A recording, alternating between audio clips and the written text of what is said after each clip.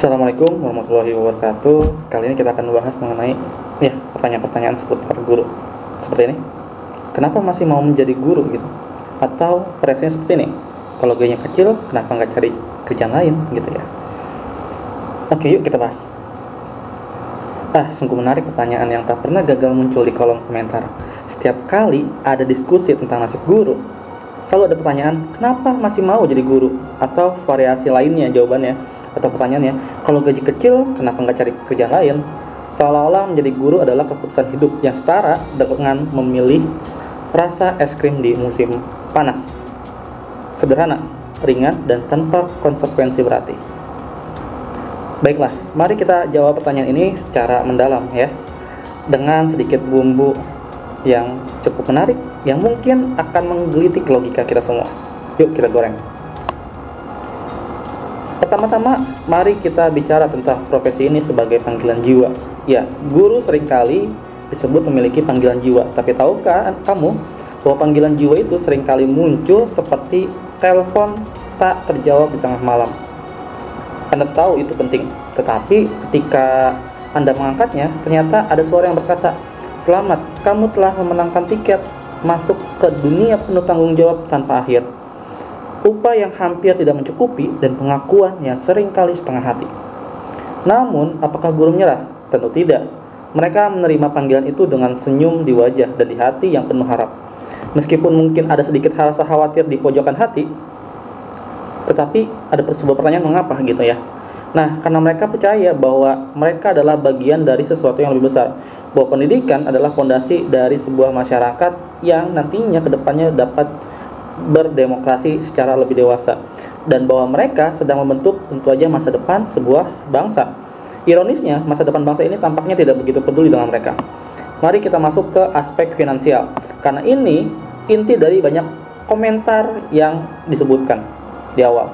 Gaji guru, terutama guru honorer atau guru swasta, seringkali berada di bawah garis yang layak. Jadi sebagian besar guru swasta ya. Namun inilah yang sering tidak dipahami, menjadi guru bukan hanya soal uang. Guru tahu betul bahwa gaji mereka itu tidak akan membuat mereka kaya, tapi apakah mereka tetap memilih profesi ini karena mereka tidak punya pilihan lain? Pertanyaannya gitu ya. Ya enggak juga gitu. Mereka punya pilihan lain kok. Mereka memilihnya karena ada kepuasan yang tidak bisa diukur dengan uang. Sayangnya, kepuasan ini tidak bisa digunakan untuk membayar listrik, sewa rumah, membayar sekolah anaknya sendiri sampai hingga jenjang perkuliahan, atau sekedar membeli cangkir kopi di kafe. Dan inilah letak ironi terbesarnya. Masyarakat mengharapkan guru untuk menjadi sosok yang sempurna, penuh dedikasi, dan selalu ikhlas. Namun ketika guru mengeluh soal gaji atau meminta hak mereka, tiba-tiba mereka dianggap materialistis. Bukankah guru harus ikhlas? Ini adalah argumen yang sering digunakan untuk meredam protes. Bayangkan jika logika ini diterapkan pada profesi lain. Contohnya, dokter yang meminta bayaran dianggap tidak ikhlas menyelamatkan nyawa. Tukang listrik yang meminta upah dipandang tidak tulus menerangi rumah orang lain. Atau misalkan seorang presiden, ya, udah keluar banyak uang tapi tidak digaji, tidak dapat tunjangan. Apakah juga DPR seperti itu mau gitu ya? Tentu tidak mau, tunjangannya lebih besar dari gaji. Lalu kenapa masih ada yang mau jadi guru gitu ya? Mungkin karena mereka adalah kelompok manusia unik yang masih percaya bahwa idealisme memiliki tempat di dunia yang penuh dengan ketidakadilan ini. Mereka melihat anak-anak yang berjuang memahami matematika, sejarah, atau bahkan hanya berusaha menjadi individu yang lebih baik lagi. Dan mereka merasa bahwa usaha itu layak diperjuangkan. Apa jadinya ketika daerah terpencil tidak ada mau yang menjadi guru? Apakah daerah itu akan maju? Ya tentu, tapi akan membutuhkan waktu yang sangat lama lagi. Kembali lagi gitu ya.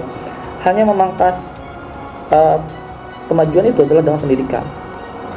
Mungkin karena mereka percaya bahwa satu anak yang terinspirasi bisa menjadi perubahan besar di masa depan. Tapi apakah itu cukup untuk menutupi fakta bahwa mereka seringkali harus berjuang sendirian dalam memenuhi kebutuhan dasar mereka? Tentu saja tidak dong, ya. Kita seringkali lupa bahwa guru adalah manusia biasa. Mereka memiliki keluarga untuk diberi makan, tagihan untuk dibayar, dan impian untuk dikejar. Ya, jangan ada lagi kata yang namanya guru miskin dedikasinya paling tinggi. Ya enggak dong gitu ya. Aneh kayaknya ntar. Jadi tanggung jawab untuk mendidik generasi berikutnya untuk memastikan bahwa anak-anak kita juga memiliki yang namanya pengetahuan dan nilai yang diperlukan untuk menghadapi dunia. Ironisnya tanggung jawab ini seringkali tidak dihargai dengan cara yang layak gitu ya. Jadi pada mereka yang bertanya kenapa masih mau menjadi guru, jawabannya adalah karena jika tidak ada yang mau jadi guru, maka siapa yang akan melakukannya? Siapa yang akan mengajarkan anak-anak yang ada di Indonesia? Siapa yang membantu mereka memahami dunia ini dan tempat mereka di dalamnya? Guru mungkin tahu bahwa mereka tidak akan kaya dari pekerjaan ini, tapi mereka tetap melakukannya karena mereka tahu betapa pentingnya pekerjaan ini. Kalau hanya sekedar menjadi guru saja, tidak ada usaha sampingan, pastilah guru itu tidak akan sampai benar-benar yang layak banget gitu ya. Kecuali mereka punya usaha sampingan, tapi itu tentu aja lebih besar daripada gajinya sendiri. Namun penting juga untuk diingat bahwa dedikasi dan idealisme tidak seharusnya menjadi alasan untuk menerima perlakuan yang tidak adil. Guru bukanlah martir yang harus mengorbankan segalanya demi orang lain. Mereka adalah profesi yang layak mendapatkan pengakuan, penghormatan, dan kompensasi yang setimpal.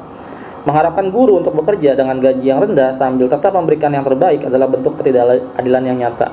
Dan jika ada yang bertanya, kenapa nggak cari kerjaan lain? Mungkin jawabannya adalah karena mereka percaya bahwa perubahan dimulai dari pendidikan, karena mereka masih memiliki yang namanya sebuah harapan. Meskipun seringkali harapan itu diuji oleh realitas yang keras, dan karena mereka tahu bahwa meski pekerjaan ini seringkali tidak dihargai, dampaknya akan terasa jauh di masa depan. Jadi mari kita berhenti mempertanyakan pilihan mereka dan mulai mempertanyakan sistem yang membuat pilihan ini terasa seperti pengorbanan besar. Guru bukanlah pahlawan super yang kebal terhadap kesulitan ekonomi. Mereka adalah manusia biasa yang melakukan pekerjaan luar biasa.